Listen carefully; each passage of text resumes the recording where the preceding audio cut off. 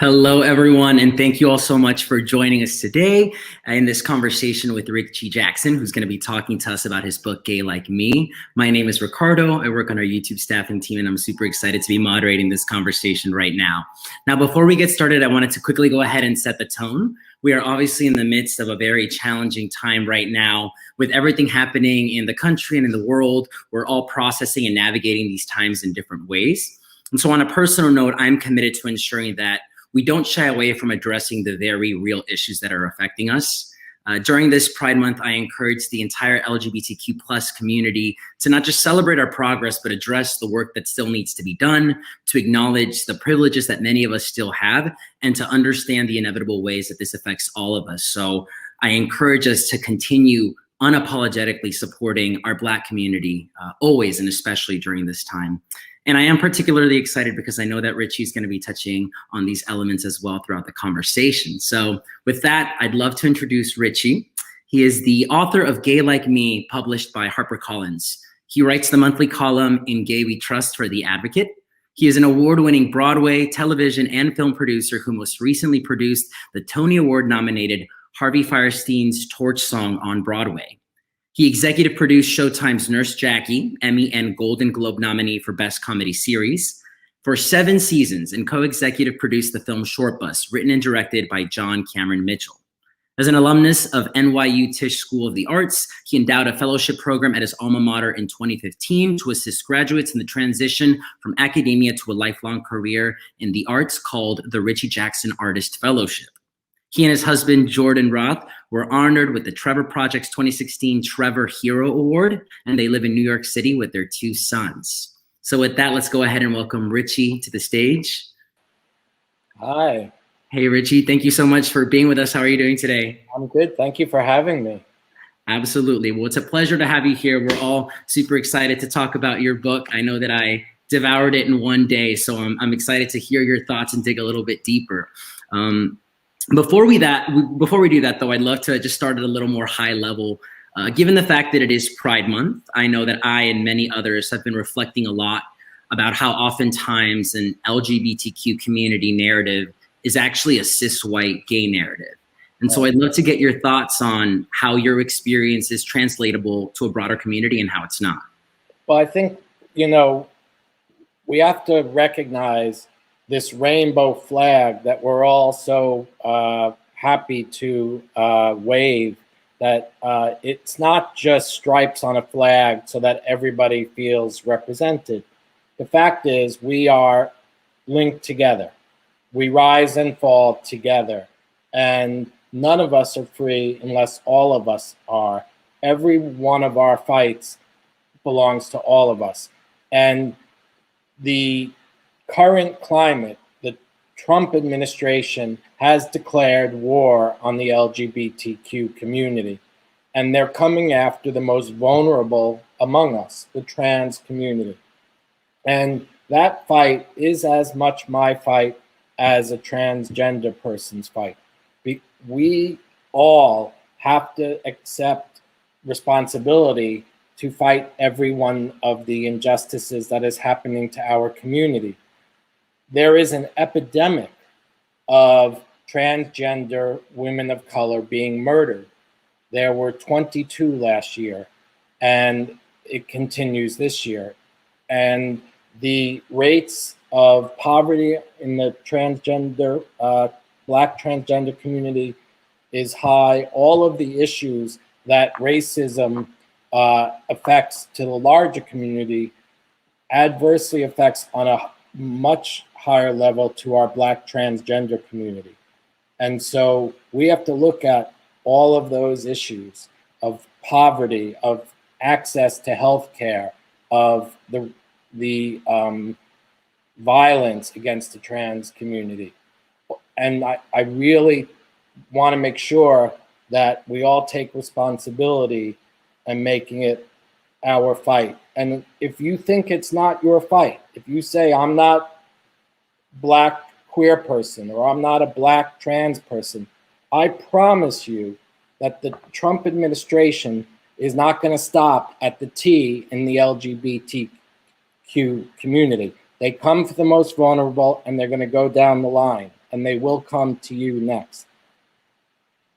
Absolutely. And I think that's so important. Again, we're hitting on the importance of intersectionality, on the importance of fighting for all of us. And something that I think is important. I'm sorry, but intersectionality is our strength. That is what makes our community so special. We're every ethnicity, we're every religion, we're in every culture. That's what we're immigrants, we're refugees, we're people with disabilities. Every fight is our fight because we are everywhere. Absolutely. Yeah. And I think that you hit on a very important point, that we are a community. We're all united and together, but we are very diverse. Yes. And we have very different experiences. And it's almost like you can take the term LGBTQ and you can see the different elements that make up the rainbow of our community. And so with that, I also realized in the book you use the term gay a lot, right? Which I think a lot of us use, not just specifically for someone who identifies as male and is gay. So I'd love to know, when you use the term gay, do you refer to gay as LGBTQ or something else? Yeah, so that's a very good question. I wrote Gay Like Me as a letter to my husband and my older son. When he was 15, he told us he was gay, and I was elated. I wanted him to be gay. I had hoped he'd be gay. My greatest wish was that he would be gay. And then he said, Daddy, being gay is not a big deal. My generation doesn't think it's a big deal. So I wrote to specifically talk about what it means to be a gay man and what it takes to be a gay man in America, what it takes to be LGBTQ. He taught me that the word queer is positive. It's not a word I used when I was growing up. It was always used against me. Have always been very uncomfortable with it. And now, because of my son, and he's widened my idea of what it means, what being queer means. And I'm using that word much more now than I ever have. Wow, well, thank you for sharing that. I know a lot of us in the audience, or at least those that identify as LGBTQ plus, would have loved for a father to say that you were elated. And I remember reading that line in the book and thinking that's incredible. Do you mind me asking, what was your reaction beyond elated? Can you dive a little deeper into the specifics? Yes. How did you feel, and how would you have felt if you found out that he wasn't gay? He says I would have been disappointed if I found out he wasn't gay. But you know, the real disappointment would have been if I wanted him to be nothing like me. How could I have parented with any self-esteem if every day I prayed, please don't be like me, please don't be like me? I was so excited because being gay is the best part about me. It's the most interesting part about me. It's been the blessing of my life. Why would I not want that blessing for him? Then the fear started to come in. A year after he came out to us, Donald Trump was elected and brought with him to Washington Mike Pence, both more of a threat to my son than ISIS and North Korea. So while I was elated, I got very fearful. And that's why another impetus to write the book was to warn our son about what it takes to be LGBTQ, what it takes to be queer in America right now. Absolutely. And I think given the current climate that we're in, it's obvious that you wrote this book with a sense of urgency. Like, it's very beautifully written, but I love the fact that time was of the essence when you wrote this book. Right. You also mentioned a little bit about how gay is a blessing and it's something beautiful, and I know that's a theme that's woven throughout the entire book, and we're gonna hit on that in a little bit, which I'm really excited about. But I'd love to learn a little bit more about the audience for the book. Obviously, your son was a inspiration, and this was written for him. I would guess that I'm probably somewhere between your age and your son's age. So as I was reading the book, not to age anyone, I'm just a guess. But for me, it really resonated. It resonated with me in many ways, right? Like, a lot of the things that you shared, I agreed with, and it's things that I want to share as well. But as a reader, I felt like those were things that I needed to hear. And so I'd love to hear from you who you think your broader audience is for this book. Well, you know, I wrote the book to change the way we talk about queer people and how we think about ourselves. Think about what we go through as LGBTQ people. We disappoint our parents. We're at battle with our government. We're stigmatized by religions. We're bullied in our childhoods. We're erased in our classrooms. We've survived the plague. And still, we rise, come out, and say, "This is me." That is the spirit of an extraordinary species of people. That's how we should be thinking about ourselves. That's how we should be raised, that we are special. Think about, we are just 4.5% of the population, just 4.5%. We didn't come out wrong. That's not that 4.5% is a defect. We've been chosen. We have been chosen to see the world differently, to look at the world differently, to feel differently. That's a blessing. And if we don't diminish it, if we don't demean it by saying being queer doesn't define me, being queer is just a part of me, but if we take full advantage of the gift that it is, we will fulfill our destiny. So what I write about in the book and who I think the book is partly for ourselves. I wrote the book I so desperately needed when I was young to raise myself. I needed to learn how to have good gay self-esteem. I didn't have it when I moved to New York at 17 in 1983. So I wrote it for all of us to feel better about ourselves, to recognize that being gay is a gift. It's also for our parents to understand us better, or if they have a LGBTQ child or they think they do, my book will help you raise your child with good gay self-esteem. And it's for our friends. So they have to read it to understand us better, to know us better. Definitely. I mean, so it sounds like the audience is limitless, right? It's endless. Everyone can read the book and get something out of it. I can completely vouch for that after reading it as well. And I like you just hit on a couple of points that there is beauty in being gay because of the struggle, because of everything that our community has fought for. And I love how you highlight the importance of not forgetting the work that was done decades ago to be able to have the privileges that we do have now. Right. So that's definitely a beautiful part of what makes our community so special and unique. Can you talk a little bit more about some of those elements that make us so special and why you think being gay is better than straight? I do think being gay is better than being straight. Why not be different? If you have the chance to be different, it's such a gift. And I've never wanted to be straight. I never wanted to be like straight people. I never wanted to be accepted by straight people. What I talk about in the book is embracing your otherness, not scrubbing it off, not erasing it, but doubling down on it, hitting the gas on it, because it's your otherness, your uniqueness. That's where your gifts are. That's where all of your potential is.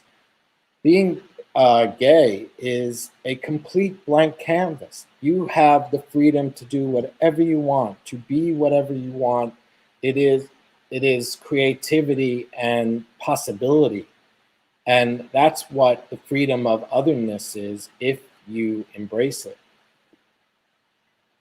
Absolutely. And we see that theme throughout the book, shining a positive light on being a member of the LGBTQ plus community.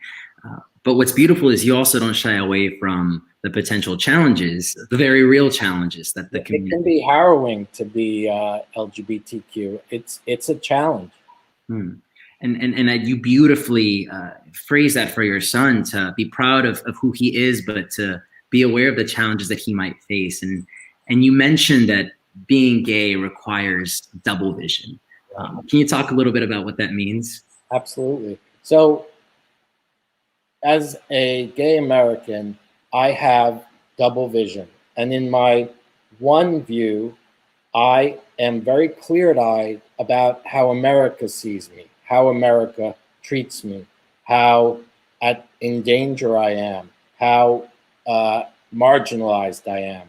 But in my other vision is my beautiful gayness, is everything I love about myself, the best part about myself, my gayness. And I never let the two visions meet because I do not want America's view to soil and spoil my own view of my gayness. So I keep both visions every single day, all day long. It is the exhaustive work of being queer. You have to have double vision. You have to have a clear eye on how you are treated in our country, how you are marginalized, and all over the world. And also make sure that you are feeding and nurturing your own sense of yourself, your own sense of your gayness, and keep it separate and keep it safe. Because the fight, the struggle that we all go through for our liberation is critical, but it cannot make you feel less than worthy, because all queer people are beautiful, they are worthy, and I believe that there is a life waiting for all of us, full of love and potential. We just have to believe it for ourselves and keep that clear-eyed. Absolutely. And I love the way that you depict otherness as something beautiful. I know a lot of us growing up, other and different and weird were things that you didn't want to be, right? And the way that you write it in your book, it truly does make it feel like it's extraordinary, like it's unique, like you have an extra value add, which I think is wonderful. I think our otherness is a superpower if we don't diminish it. Who wants to be normal? Who wants to be the same as everyone else? I grew up on Long Island in New York in a very stifling community. We were all Jewish. I went to a 98% Jewish public school. We all went to Hebrew school together. We all went to Little League together. Everybody was the same. When I realized in third grade I was gay, I was so excited because finally there was something different about me. I had this secret and it made me special. I felt lucky because I wasn't like everyone else. And I've never not felt that way. Absolutely. Now, you say that you are other, and I know many on the call probably feel that as well.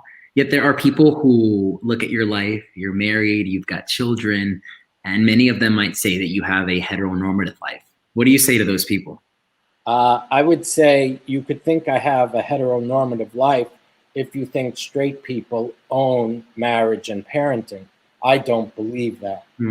If they want to own something, they can own the NFL. They can have marriage and parenting.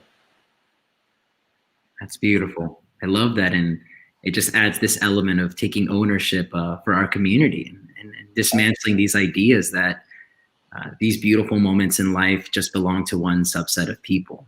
Right. I think all of us have our own personal aspirations, and there's no right or wrong aspiration, and nobody can claim ownership over any goal of yours. Absolutely. Now, Richie, there was one chapter in particular that had a line that really, really struck me, and it said, "Coming out is every day." Now, this is for many people a momentous occasion. It could be positive, it could be negative, but it's one that has stuck with you, right? As a moment in your life that might change a lot. Can you talk about why you think that's a moment that continues to happen throughout your life? Well, I didn't realize when I came out in 1983, I thought it would be like my bar mitzvah, where you become bar mitzvahed and you're a man, and then that's it. I thought, well, I'll come out, I'll be a gay man, and I will. But you have to come out every day. You come out to coworkers. You have to come out to your, doctors in your life, potential landlords. You have to decide whether you're going to come out in your workplace. You have to, I told our son that he should come out to his college roommate. I didn't want him to make his dorm room a closet. I come out when I am buying a gift for my husband. I have to talk to the sales clerk that I'm buying it for my husband, and will my husband like it, or will it fit him? I talk about what size he is, how tall he is. Every day is it coming out somewhere in some part of my life. And what I write in the book is you should only come out when you feel safe enough to do it. There's no shame in not coming out if it puts you in danger. Absolutely. And I like that you explained that it's not even just coming out, but having to take the time to pause and make that decision. Is this the right moment for me? Not that I'm in the closet, but is this something that I want to share right now? And it's obvious that the most important for you in terms of your son is making sure that he's safe. So I think So what I talk about in the book is our son had no gay guard.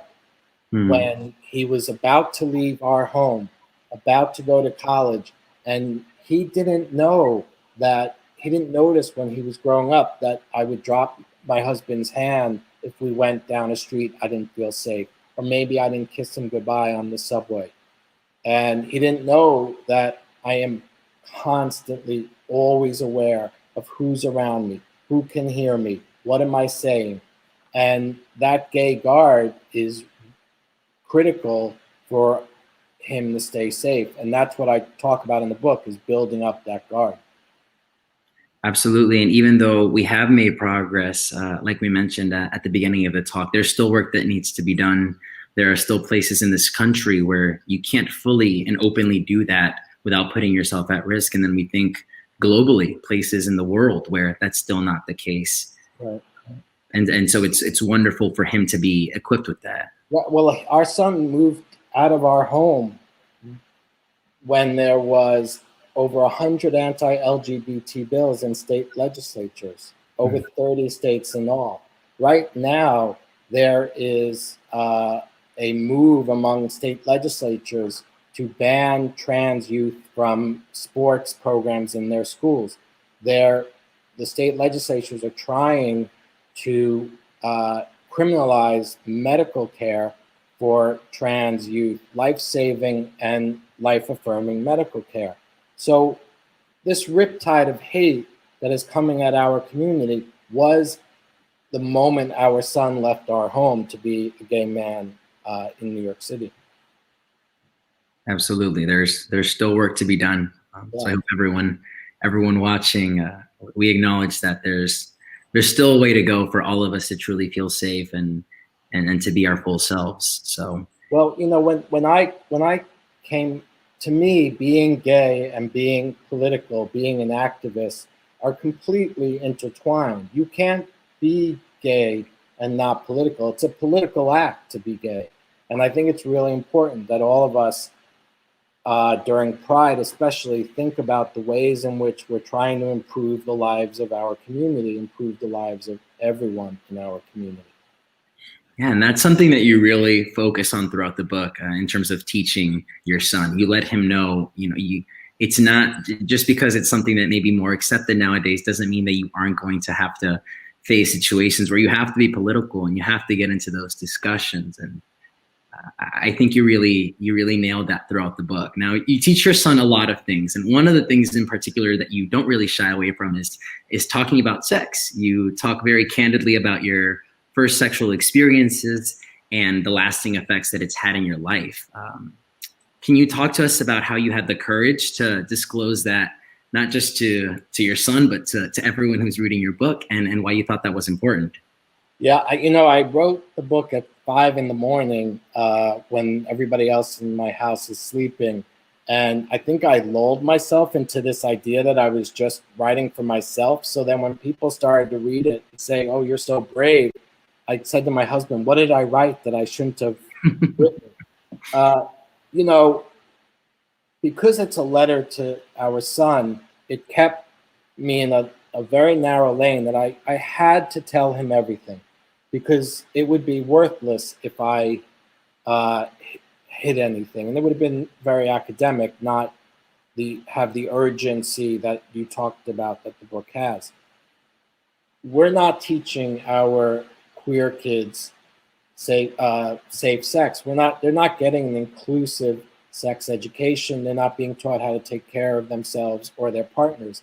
When I moved to New York, I knew nothing. My first sexual experience when I was 16, I was dating this guy, and after we fooled around in his bedroom, before we even sat up in the bed, he broke up with me. He said, we shouldn't be doing what we're doing. The second guy that I had sex with when I was in college said to me, I'm straight. And then he started kissing me, and we had this feverish, very short-lived affair until he said, I'm straight again, and broke up with me. I had no idea at 17 that it wasn't personal. I didn't know that there was nothing I can do to tame his self-loathing. And then the third guy that I had sex with hit me, punched me after intercourse. He said to me, he screamed, what did you just do? He was so angry at having enjoyed sex with a man. And what I talk about in the book, and what I've said to our son, is when you go to college, when you start to have sex with young people, you won't know where in their journey they are. They could be self-loathing, they could be closeted, they could have been abused or bullied. You have to walk this tightrope of trying to be vulnerable, which sex is a tightrope that I didn't know. You have to be vulnerable, but also protect yourself from taking on other people's baggage. And what I've said to him is take care of these young people you're going to be with, because you don't know what is going on for them. You won't know how they're feeling necessarily.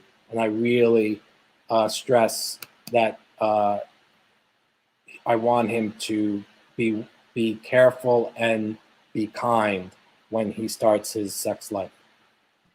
Absolutely. And what I love about that advice, Richie, and a lot of the advice that you give throughout the book, is that it's timeless. It doesn't matter what era or time we're in. These are, ideas that I think everyone should take into consideration. I got to be honest with you. I had a visceral reaction when I read that he punched you. I was like, that must be quite an experience to see that baggage come out so physically. Well, it was so scary, but worse was I stayed with him.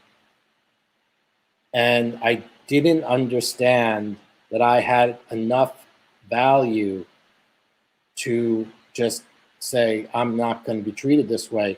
And once again, that shame that lashed out at me, I was used to. That's what I thought having sex with men was, because I had experienced it twice before. I just thought that was part of it, this self-loathing that just came out during sex. Absolutely. And you share your experiences for your son to be prepared if he does face those, which is very powerful. And I think a lot of folks who read it can also take that as well. But you also mentioned some elements of sex that maybe weren't so available when you were first exploring. And one of those in particular is Grindr. For those that don't know in the audience, it is an app on your phone you can use to locate other LGBTQ folks, particularly gay men in the area. Now I'm curious, Richie, if Grindr were around when you were younger, is that something that you would have used? Voraciously. I think I would have loved it. I mean, I'm not sure I would have ever gone to class. One thing that I talk about in the book, and what I wish that my son would experience, is street cruising. Because when everybody's down on their phone looking for a hookup, they're missing this great ritual, this mating dance that we used to have, where you would walk down the street, see a cute guy, your eyes would meet, you'd keep walking, you'd look back, maybe they'd look back, you'd take a step, then they'd take a step, you'd both look back again, and then you'd go off and have sex. It's a dance. It's a dance, and it's gone because everybody's in their phones. I will tell you, I talk about that in my book, and my copy editor wrote in his copy edit of my first manuscript, he said, "Bullshit, Mr. Jackson. I don't think you want your son to meet a stranger and go have sex." And I said, "Yes, I do. That is part of the beauty of what it is to be gay. I want him to have all those experiences. I want him to do it safely. But I'm not going to pretend that as a gay man, I don't want that for him. As a parent, I might be nervous about it, but that's the conflict in the book." Absolutely. And we see that theme throughout your advice as a gay man, your excitement for your son to explore, to experiment, to really dive into who he is. But then there's a dichotomy of being a parent and how you want to protect him and you want to take care of him. Right. And I'd love to switch gears and focus a little bit more on that parenting aspect, because I think it truly is what makes this book so beautiful, just as a dad and as a gay man, how you are able to balance that. So the first line in your book is, "The single dream and drive of my life has always been to be a father." Can you tell us a little bit about where this desire comes from and why it happened so early on? Yeah, I always wanted to be a father. I never had sort of designs on any other thing. When I imagined or fantasized about being a grown-up, the only thing I ever saw in my head was parenting, being with a child. I think partly nothing for me, nothing that I thought of ever felt as vital than parenting. Also, I thought I would be good at it. I thought I would utilize things that I would be good at. And it's been my driving ambition. I only had two goals in my life: to be a father and to love someone.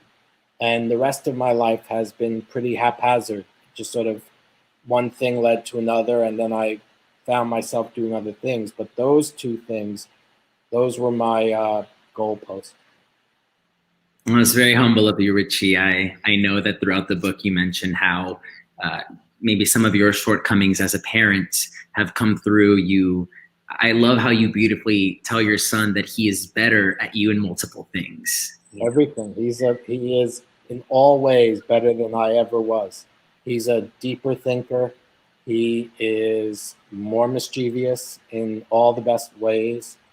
He's had a wisdom from a very early age. When he was 5 and I told him not to do something that I thought he shouldn't, something he found self-soothing, he said to me, "Your job is to take care of me, not control me." That was 5 years old.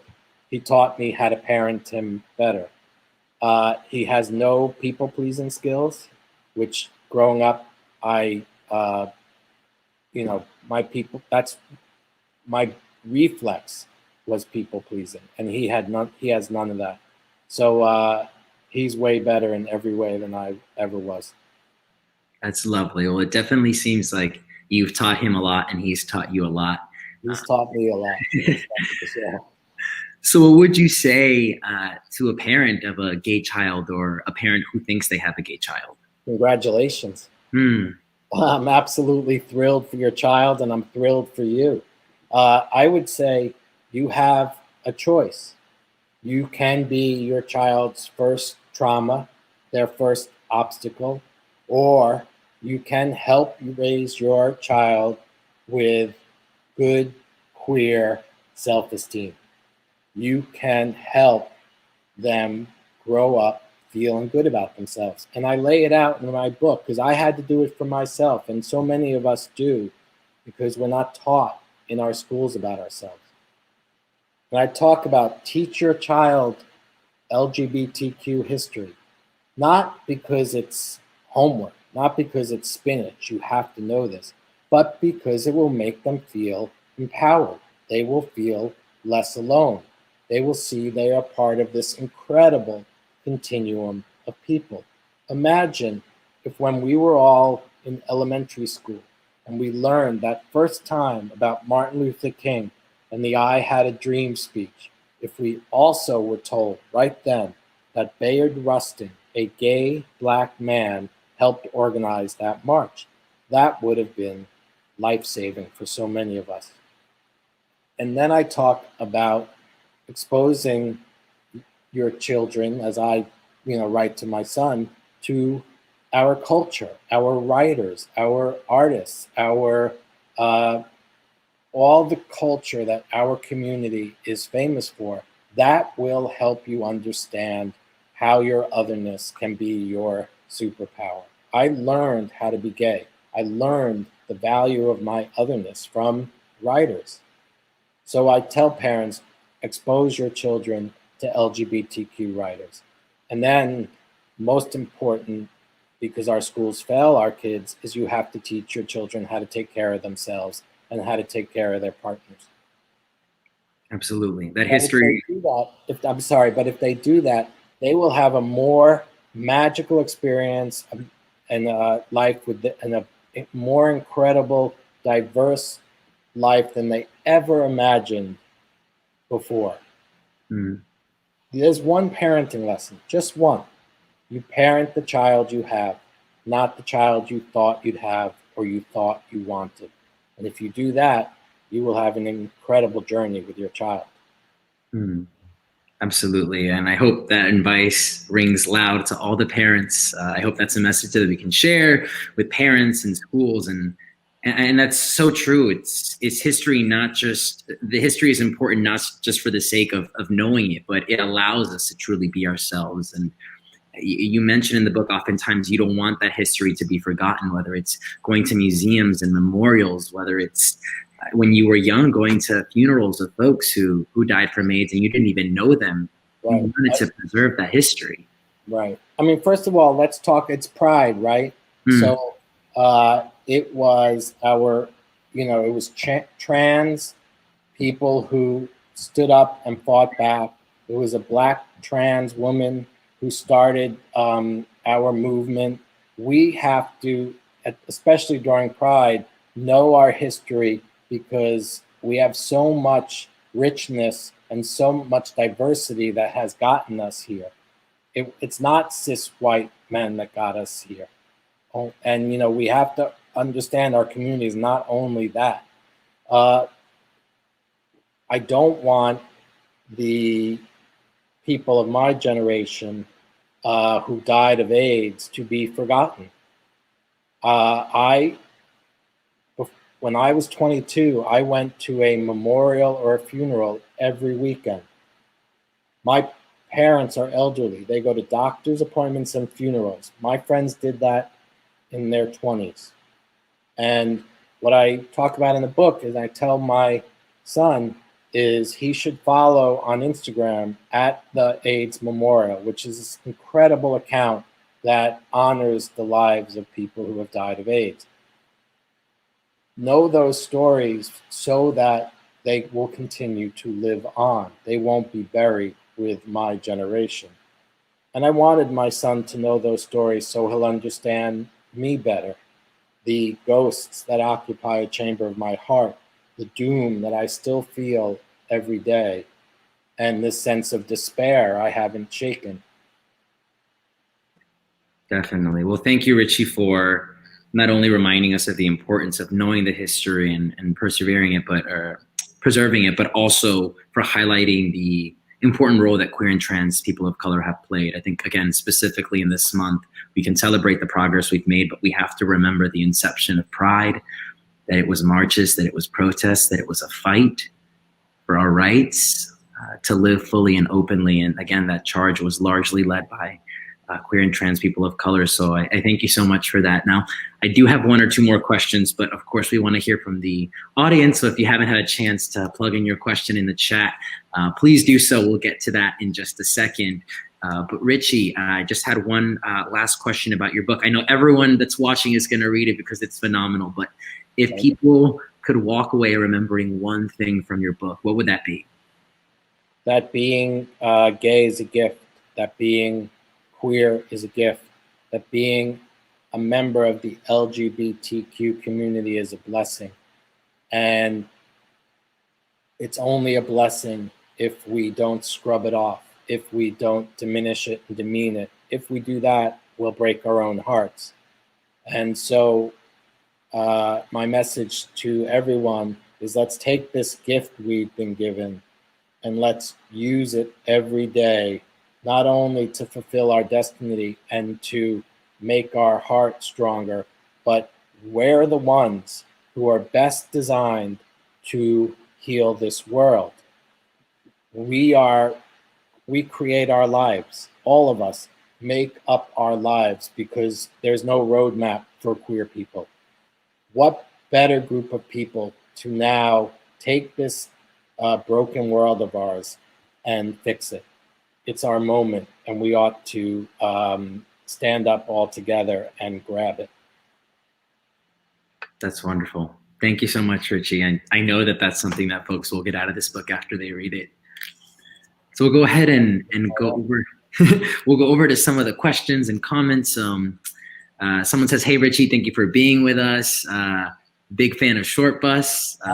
And then a lot of folks are just plus one to a lot of your comments. Beautifully said. We do have a question from Riggs. Thank you for all the work you've done and continue to do. How can gay folks get more involved in activism? How do you reach straight allies from other oppressed groups? Right. So I think there's a lot of groups that are doing a lot of incredible work locally and nationally. And, you know, I talk a lot about them in my book, the organizations that I rely on and am part of. ACT UP in New York is still very active. Reclaim Pride is trying to make sure Pride is still a protest. There's Lambda Legal, which is fighting all of these Trump-Pence initiatives in court, and they're an incredible organization.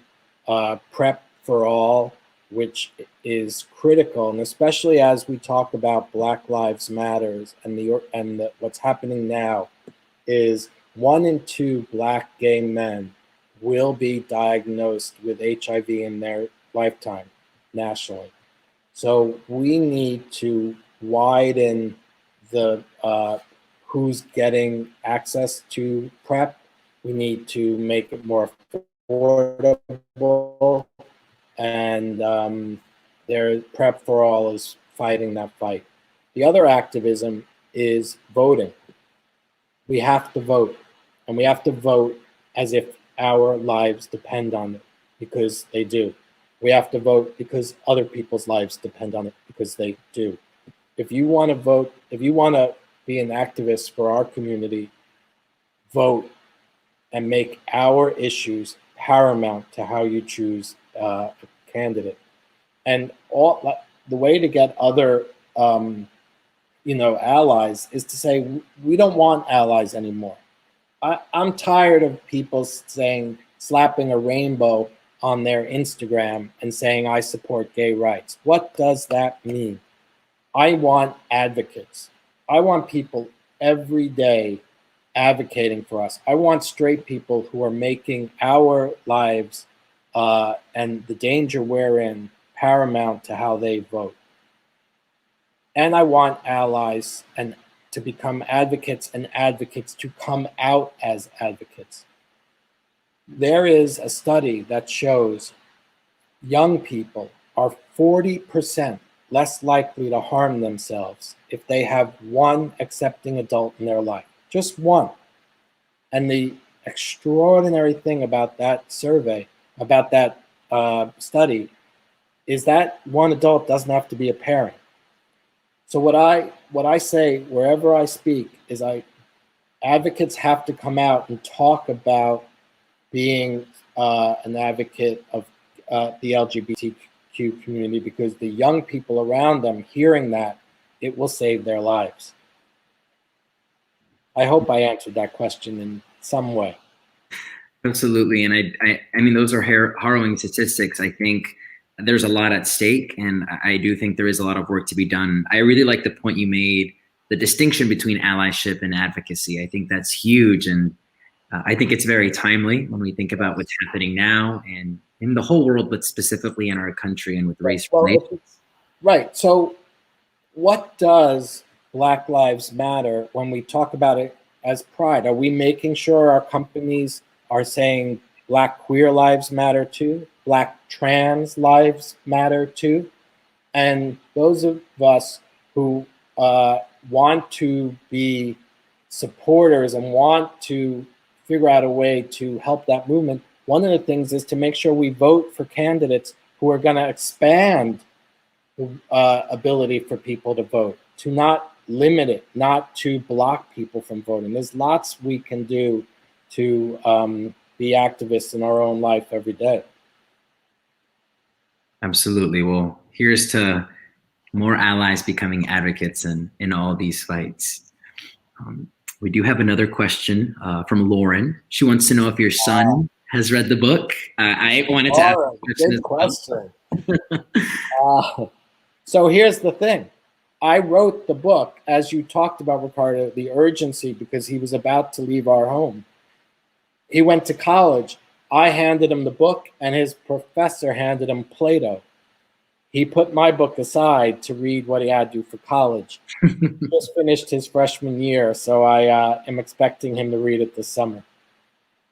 Well, we're going to have a follow-up interview because the second part of the question is the reaction, and we'd love to know how he reacts. When I asked him permission to write the book, and he said yes, and I would never have written the book if he had not been open to it.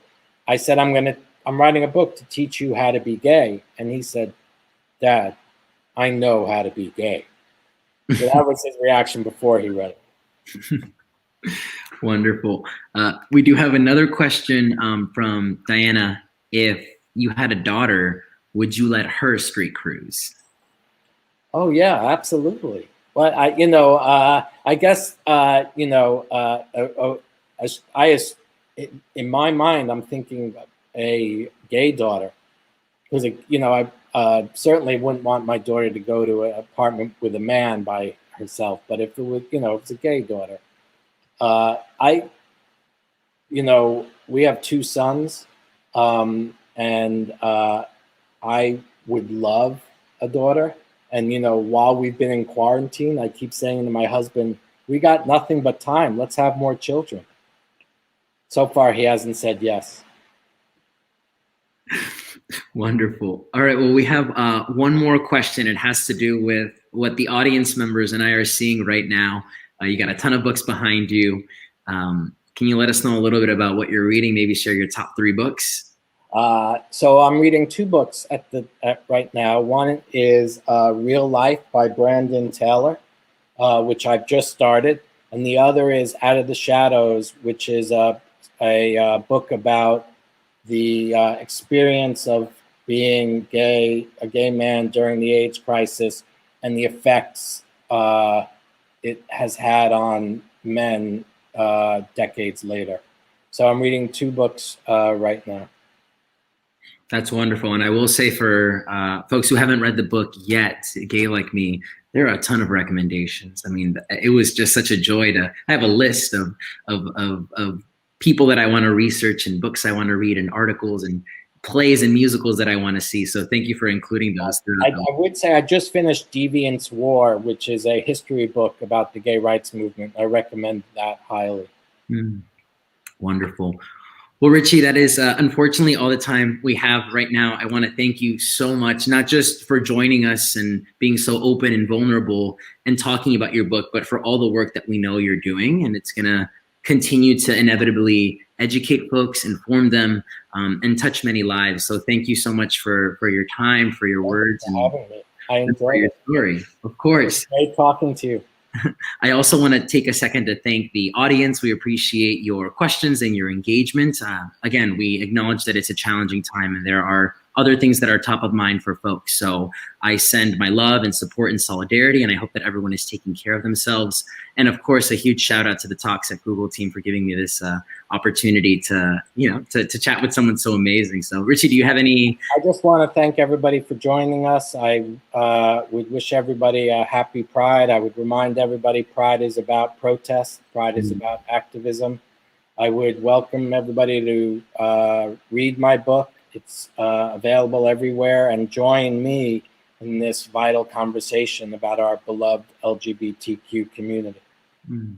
Absolutely. Thank you, Richie. And yes, everyone, buy the book. The link is in the description. It's phenomenal. I promise you will not be disappointed.